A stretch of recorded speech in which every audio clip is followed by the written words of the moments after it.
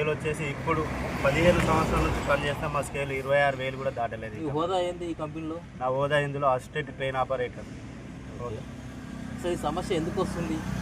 సమస్య అంటే వాళ్ళకు మేము లోకల్గా ఎదుగుతున్నాము, వీళ్ళకి ఎక్కువ జీతాలు ఇస్తున్నాం. మనము 25,000 మేనేజ్మెంట్కి ఎక్కువ జీతం అని వాళ్ళకి పిలిపిస్తుందని మేము అనుకుంటున్నాం. ఎందుకంటే 10,000కు 11,000కు 9,000కే బీహార్ నుంచి, ఛత్తీస్గఢ్ నుంచి, మళ్ళా ఒడిశా రాష్ట్రాల నుంచి వచ్చి 12 గంటలు లేదా 36 గంటల పని చేయించుకునే పరిస్థితి మేనేజ్మెంట్లకు అలవాటు అయిపోయింది. దీనివలన మేము వాళ్ళని కొద్దిగా మేము కూడా జీతాలు పెంచమని గతంలో సమ్మె చేసినప్పుడు కూడా వాళ్ళు మొండిగా మేము పెంచామని చెప్పారు. దానికి కూడా మేము ఒప్పుకొని ఊకున్నాం. ఇప్పుడు మా కార్మికులని ఏదైతే అక్రమ బదిలీలు చేసిరో ముగ్గురిని వెంటనే విధిలోకి తీసుకోవాలని నిన్న జాయింట్ మీటింగ్లో మేము కోరడం జరిగింది.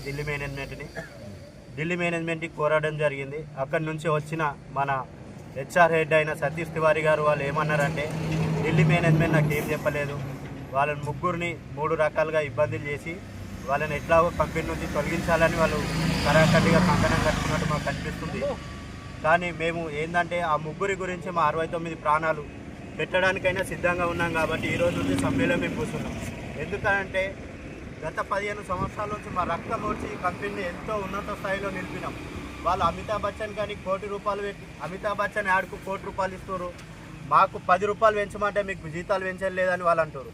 యాడ్కి అన్ని పైసలు ఇచ్చినప్పుడు ఇంత కష్టపడి వారిని అలా మేనేజ్మెంట్ కుటుంబాన్ని ఏదో మా రక్తం మీద పోషిస్తున్నాం. కాబట్టి మాకు కూడా న్యాయం జరగాలని కోరుకుంటున్నాం.